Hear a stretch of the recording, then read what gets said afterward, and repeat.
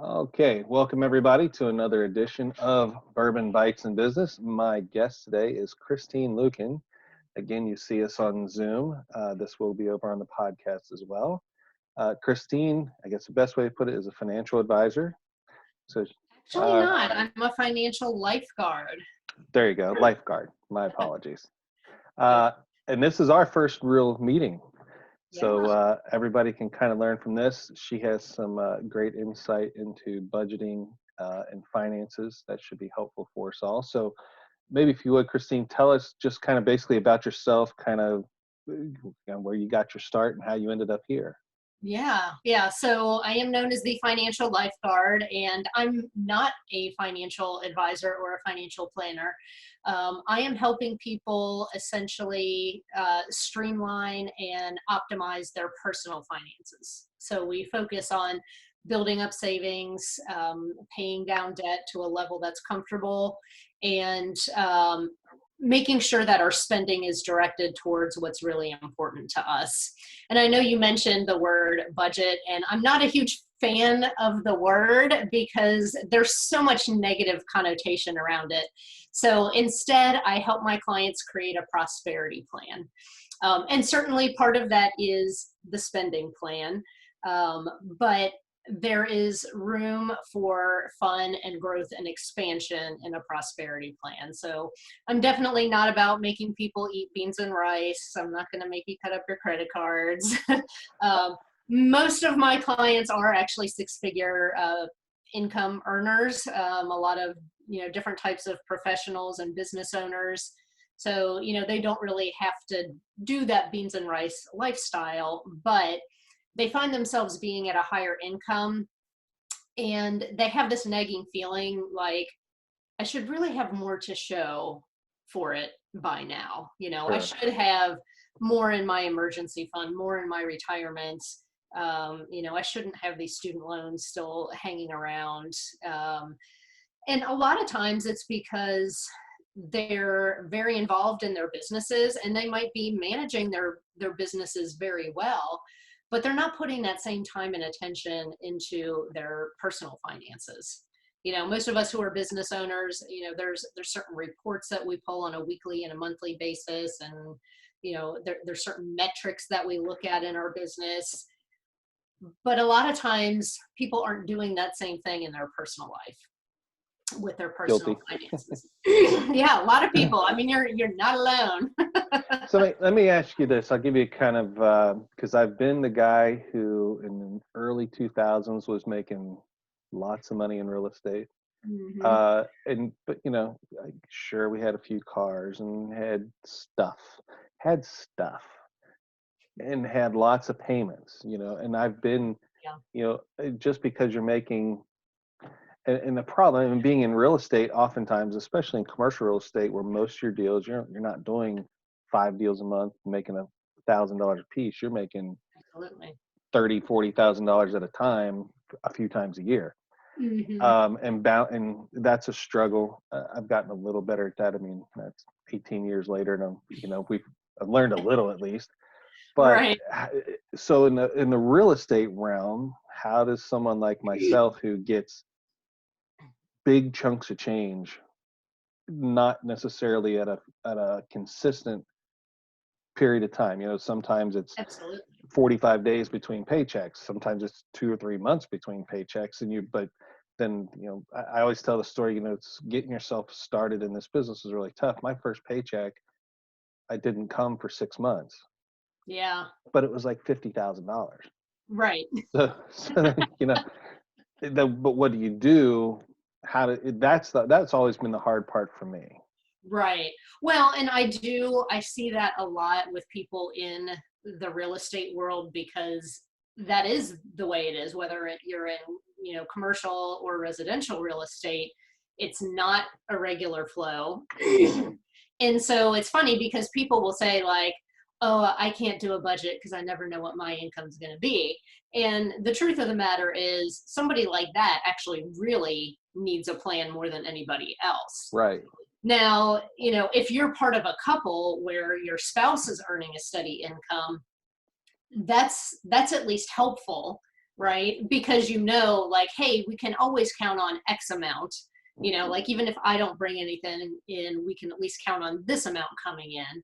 And so when I'm helping people set up their money management system, when we have large chunks of variable income, there's a couple extra pieces that I recommend. So typically what we do is we have what I call your base budget or your base spending plan. And so you can do this one of two ways. Like if your income is 100% variable, then what we want to do is look at our personal expenses and say, what does it take to run my household every month? How much are the minimum dues on my credit cards, on my car payment, rent, mortgage, reasonable amounts of groceries, etc. Like how much do I actually have to have so I'm not in desperation mode? And so that's really the most important thing to figure out first, because a lot of times people haven't even dug into their personal expenses to even know, oh, it takes at least $4,000 to run my household every month, or it takes $6,000. So figuring out what that number is first is the most important thing. Yeah. And so you can create your base budget either based on that or based on what you know you have coming in. So there's other individuals that I work with where they may have a base salary plus commission and their spouse also works. Right. So they know like, okay, based off of my base and my spouse's salary, let's create our base spending plan off of that number. And then we have an additional piece called the overflow list. And so this overflow list is all of the things you want to do if you make more than X. So your X factor is what's that minimum or what's that least amount of money that we can expect coming in. So, if that's $4,000 and we have $8,000 coming in, you want to have a pre-populated list of stuff that you want that money to go to. So you can say, we want to put some money in the emergency fund. We want to set some money aside for Christmas. We want to pay some extra on the visa. We want to put some towards vacation or some fun thing that we want to do as a family. That's not to say that it only has to have serious goals on there. There can also be fun stuff on there too, and there should be. But the problem, what typically happens is that you have a couple lean months, then all of a sudden you get this big check, right? And after you've hopefully set aside your tax money out of that, because you felt deprived for so many months, all of a sudden you want to have this big party, right? Yep. And after you've blown a bunch of it, the next month you're like, oh crap, I really wanted to pay down the visa or, whatever those other goals were. And the other thing that I recommend people do is to create what I call the personal sweep account. So anyone who has run a business has probably heard of a sweep account or a line of credit account where, it keeps a certain amount in the business checking at all times. So, my background before I started doing financial coaching was I worked as the vice president of HR and accounting for my family's business, which is a machine tool manufacturer. And so we had this line of credit that would make sure that our bank account always had a balance of $50,000 in it. And so if it was short, it would sweep money into the account to make sure we had at least 50,000. If we got a bunch of deposits in, it would sweep that money out and pay down the line of credit. So you can essentially do the same sort of thing for your personal finances, where you have a completely separate savings account. And I always like to say that it's separate and distinct from your emergency fund. So I highly recommend that everybody have at least 6 months of your expenses in an emergency fund so that when crap happens, that's what it's there for. But having the sweep account is basically to keep your cash flow smoothed out. And the way that you can calculate it is to go back over the last year or 2 years and look at how your income flows in your business. And I tell people, if you had like your worst 6 months in a row, how short on cash would you be? And so if you went and looked through that, it might be like, okay, well, if I had my worst 6 months in a row, I'd really be short like $15,000. Well, that would be your goal, is to have $15,000 in that sweep account. And so what I have my clients do with that overflow list, the first item on that overflow list is starting to fund that sweep account. And so every time they get a big commission check, I say, okay, let's, after you've paid your taxes, let's commit 30% to go into that sweep account until you get up to that 15 grand. Because then what happens is when you go 2 or 3 months without a check, the whole purpose is to pull money out of that account and put it into your personal expense account so that your lifestyle is not ramen noodles for 2 months and then steak and lobster for the next 2 months. So, it takes some time and discipline to get that set up. But once I have my business owner clients set up on that, they love it so much. And, after they've had to tap it for a couple months, they know that their first priority is getting that back up to whatever that predetermined amount is. And I've also noticed it, if somebody's married, that having that account creates a lot of security for their spouse. Because sometimes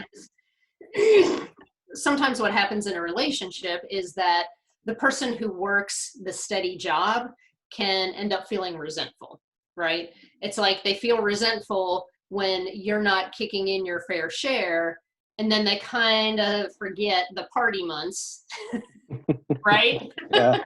And then you're always having this fight like, well, you forgot, don't you remember like 2 months ago and we went on this cruise and blah, blah, blah, but what is giving them pain right now is I'm contributing to the bills and you're not. Right. So having that personal sweep account essentially takes that conversation completely off the table because hey, I have to be kicking in at least $3 grand every month to put towards the bills. And if my business income isn't there, I know this sweep account that's what it's there for. And if I don't have a check that month, I'm sweeping that money into my household expense account so that we can pay the bills. Makes great sense. That is a good idea. So what comes to mind is how, so you have the budgeting part, and that's a great idea. And I get that part. What I find is a lot of people and I don't know if you discuss this with them or not, don't know how to buy things. Like they either use way too much credit or they pay way too much money for something. Do you talk about that with your clientele? Yeah, certainly. I'm not somebody that is going to make you cut up your credit cards. You're an adult. It's up to you to decide whether you can use credit responsibly or not. And that's something that I discuss with my clients as far as, does spending get away from you when you spend on credit cards? And if that's the case, then maybe we need to kind of put those on ice for a little bit and be spending on debit cards instead, because you can't spend more than what's in there. So, you're at least not racking up credit card debt.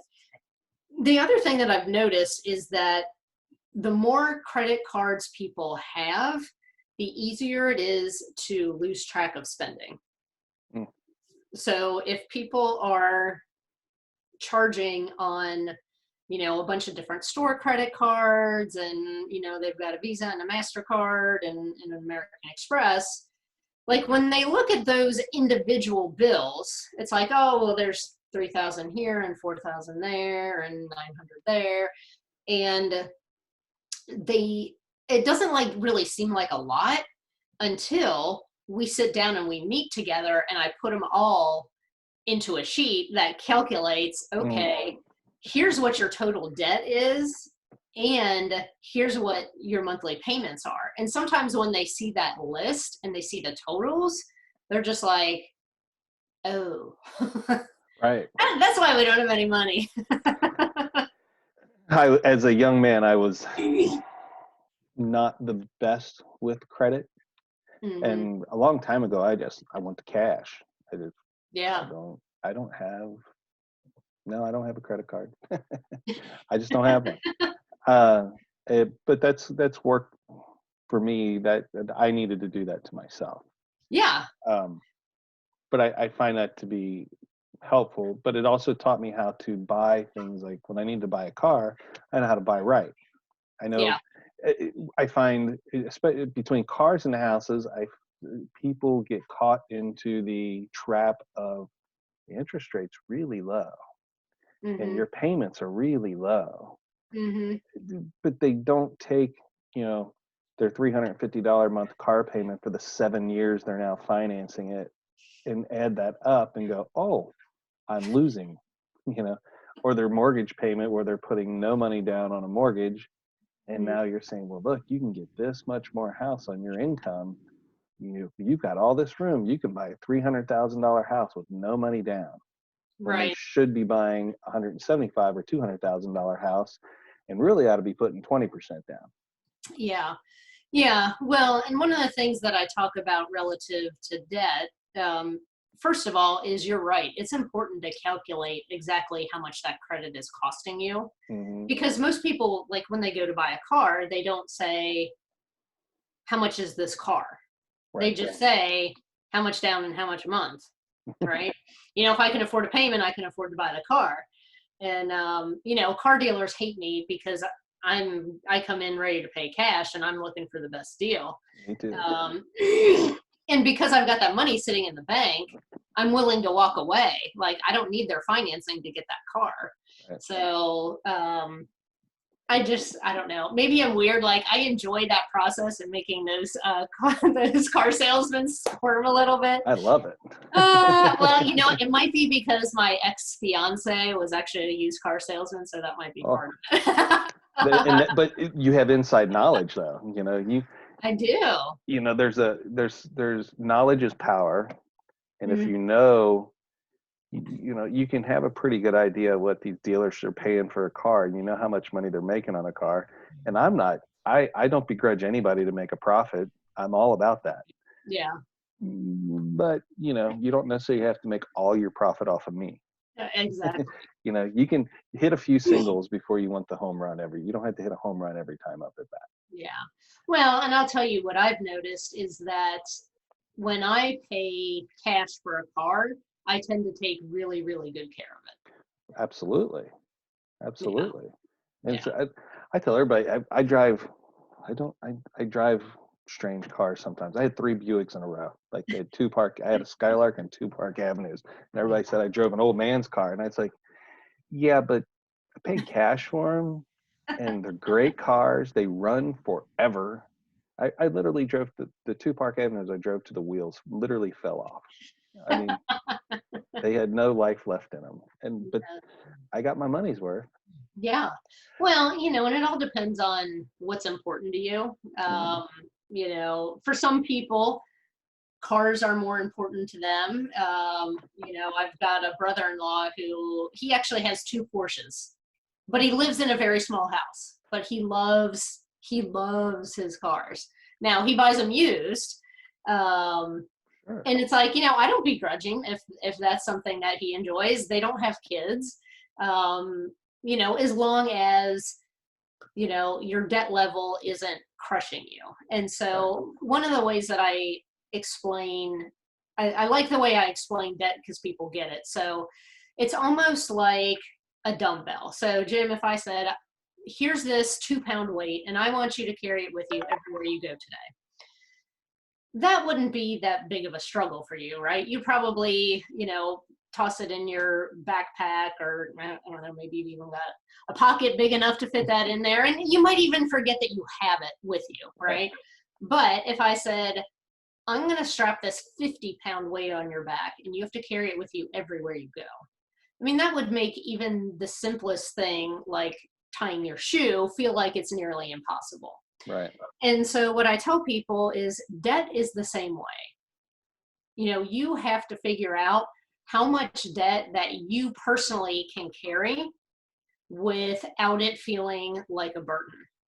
Right. So someone who has large financial muscles, meaning they have a large net worth, they have a high income, they might feel much more comfortable carrying a higher level of debt than someone who doesn't. So, you know, if there's a doctor making $350,000 a year and he still has $50,000 left to pay on his student loans, relatively that might not feel that heavy to him. Right. But if you've got somebody who's only making $80,000 a year and they have $50,000 in student loan debt, that might feel like it's crushing them. Oh, I would think. Yeah. So I think it's really a personal choice. I mean, I went like, I don't know, 10 or 15 years without a credit card because I myself had gotten into a mess. You know, I'm not somebody that, you know, has always done things perfectly with my finances. In fact, that was like the path that led me into financial coaching. So when I was in my mid to late 20s, I crashed and burned financially. I was engaged to that used car salesman. He was horrible with his money, in and out of jobs, in and out of jail. You know, I thought if I just loved him enough that he would change. And he did, he got worse. So, you know, at age 26, I found myself engaged to this schmuck. And I wanted to leave and break off the engagement, but I literally had no money to leave. And so I ended up having to move back in with my parents. And I mean, it was a mess. I owed 3 different payday lenders money. I was behind on my car payments. Is it possible for a credit score to be negative? Because I think mine might have been. I mean, it was really bad. And so, and what was for me was a very shameful thing was that I was an accountant. I had an accounting degree. I was working already for the family business as the accountant, helping them prepare this multi-million-dollar budget, but I was bouncing my own checks at home. Oh, I could see how that would happen. Yeah. You can't, it's what I say, can't be a prophet in your own home. So as a, not to shift gears too much, one of the things that, so as a real estate broker, I'm the odd man out in most cases because I'm not necessarily the biggest believer that buying the home is the best thing you can ever do. There's never a bad time to buy right, but there's always a bad time to not buy right. And most people, especially the last 3 or 4 years, 90% of people have not bought right. You have an overinflated market. And one of the things that people don't understand when they're looking at the numbers to buy a house, so if individuals looked at the home that they want to purchase like an investor looks at a home, they would be fine because investors always buy right. That's why they're investors. Right. But the cost of home ownership, when I see people budget, all they see is my monthly mortgage, taxes, and insurance is X number of dollars, and that's cheaper than rent. Well, is it really? Because you don't take, and I'm sure you have these conversations, but you have to calculate what it costs to own that home on a monthly basis. Absolutely. People forget you have grass to cut, you have water heaters and furnaces and air conditioners and roofs and lawn. And if you value your time, if you spend 3 hours a week in your lawn and you have a price on your time, you have to add that in there as part of your budget. Right. Yeah. To me. So, yeah. But I don't know if those are conversations you have as well. Oh, absolutely. I mean, like you said, you have to think about, you know, just the regular upkeep and maintenance inside and outside. You have to think about all of those emergency items, you know, things like the air conditioner went out. Well, you know, that's not $1,000 emergency. That's Right. like a $6,000 emergency. And so that's why I am so big on having that emergency fund of at least 6 months, Hmm. because most of the time that's going to catch your slack and make sure that you have that buffer in there, because otherwise what happens? You're going to have to finance that, right? You're going to have Right. to finance the roof. You're going to have to finance the HVAC unit or whatever. And the price of credit, it's not free, right? It's like I try to explain people, when you look at like investing and they explain compound interest and how it works with investing and, growth of the stock market, et cetera.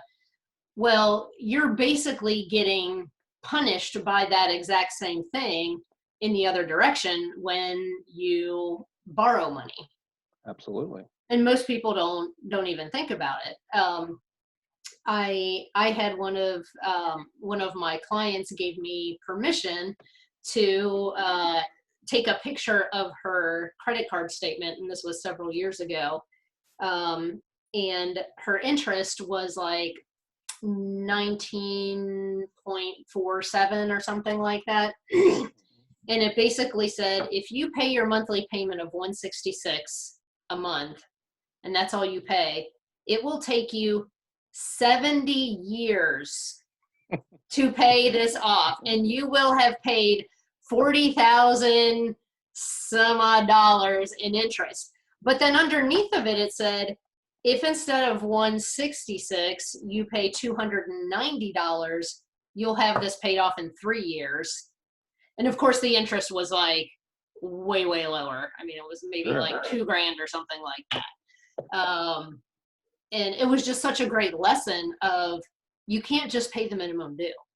If you are a person that is strictly paying a minimum due on all of your bills, you're always going to be a slave to your debt. You're never going to win financially. Well, yeah, you can't. The yeah, the cost of borrowing money. I always tell people, look, banks don't lend you money because they want to give it to you. They're making a tremendous amount of money on it. The Right. bank finances your mortgage because they're winning. You're not winning against the bank ever. And No. especially on a 30-year mortgage, you're set up. You're set up to lose from the beginning, because they tell you don't put any money down. It's okay.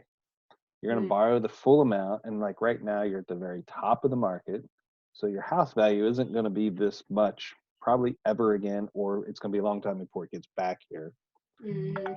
And then the average person moves I think it's like every 10 or 12 years now. It used to be every 7 years. I think now it's 11 and 12 years. Yeah. And you haven't even started paying down your principal in the first 13 to 15 years. Right. You can't keep up with it. And that's one of my arguments to the numbers of, why don't I own a home? Because I get asked that question a lot. I rent a townhouse. Yeah. Well, there's a reason why. Because I would rather be working 3 hours on a Saturday than cutting my grass. Yeah. And I live next to a golf course, so it's pretty. I mean, my lawn is pristine. It's really nice here. And so when I take in my expenses versus what it would cost me to have a house, it doesn't make sense to me. Right. Yeah. And most people don't run those numbers. And, it's certainly, that's not to say that homeownership is bad and people shouldn't want that. No. But it is important to look at those numbers and to have that ultimate goal of being debt free. And I tell people, if you're nervous about doing a 15-year because that payment feels like too much of a stretch for you, I say it's okay to do a 30, but commit to yourself that you're always going to pay something extra. Like, even if it's just $50 a month, right? Right. Always pay something extra on it each and every month. So, my husband and I are in the position where, we bought our current house 16 years ago. We're going to have it paid off probably within the next 24 months. Yeah, outstanding. Yeah. And that's just because we've continued to pay extra on it, whenever we're able to. Some months it is $50. Other months it's, $500 or $1,000. But we know that by the time my husband retires from GE, we don't want a mortgage. Right. We don't want to have that, hanging over us. We do enjoy home ownership because we love having our yard. My husband actually likes cutting the grass. So, but you're right. You have to do it in a smart way. You have to buy smart. And unfortunately, a lot of people don't because, this, like people see a property and they just fall in love with it. And, the title of my book is called Money is Emotional. Prevent your heart from hijacking your wallet. And it's true because science has proven that the moment of decision happens in the same part of our brain that processes emotion. So it's literally impossible to make a purely logical decision. But we can slow ourselves down and say, okay, looking at all the facts, yes, I love this house. Of course, it looks beautiful and I can, imagine my family living here. But let's also put everything out on paper and ask ourselves, is this a decision that we are going to thank ourselves in 5 years or 10 years? And if we can't honestly say yes, then we have to say no. I couldn't agree more. But you see it when people fall in love with that property. It's like you could give them 1,000 reasons why it's a bad idea, and it doesn't matter. Their emotions have completely hijacked their wallet, and there's no going back. I have quite literally, so I don't sell houses. I'm not a member of the Board of Realtors, not in the MLS. I don't do that. With the exception of 4 times, I helped friends or relatives buy a house. Mm-hmm. And the last time I did it, 2 times I deeply regret. And this last time I didn't regret because I sat there and told the lady, do not buy this house. This is not a good deal. Don't buy this house. Don't do it. Don't do it. Don't. All the way to the closing table. That she sat, but when she sat down at the closing table, she was crying. And I felt bad, but I was right. I said, don't do it. Don't do it. Don't do it. The listing agent, I thought she was going to kill me, but it was all true. And in the end, I was right. A year later, she didn't own a home. Yeah. She couldn't afford it. And so it's, people never want to hear they can't have what they want. Right. Which then becomes a big issue when you come back to the budgeting. Well, I've gotten that big fat paycheck and I really would like this toy. Right. Yeah. And so I think having that guidance, I think that would be a fruitful thing, especially for real estate agents. So if a real estate agent or anybody else that happens to be listening wanted to get in contact with you or use your services, how should they go about that? Yeah, so they can find me on my website at christineluken.com, or they can email me directly, and it's christine@christineluken.com. And if they're interested in reading the book, they can get the first 3 chapters at moneyisemotional.com. And that'll just give them a good idea of my philosophy, because when I'm working with clients, it's not just like, okay, here's the list of actions you need to take to fix your finances. It's also about helping them to understand their personal emotional money triggers and devising strategies to help them manage the emotional side of money so that they can succeed long term. And, I'm not against having fun. I make sure that is built into their plan, because I think there does need to be this balance. Unfortunately, there are some budget gurus out there that advocate the extreme approach. And unfortunately, what they're doing is they're teaching people financial binge and purge, right? You go from this place of complete unrestraint, and then you make people be extraordinarily disciplined. Well, they can usually do it for a little bit of time, but once that's over, they don't know what normal looks like, right? They don't know what financially healthy looks like. So they go back to their old behaviors. Sure.